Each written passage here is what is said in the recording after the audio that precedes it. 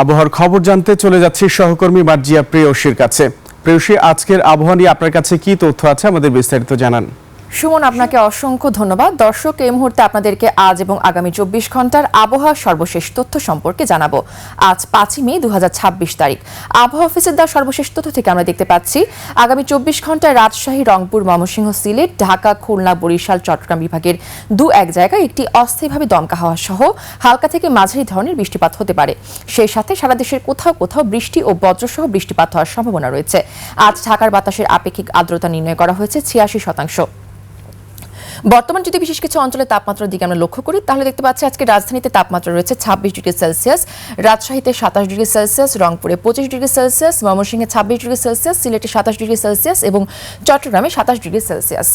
আজ সূর্যোদয় হয়েছে ভোর 5টা বেজে 21 মিনিটে এবং আজ সূর্যাস্ত হবে সন্ধ্যা 6টা বেজে 30 মিনিটে।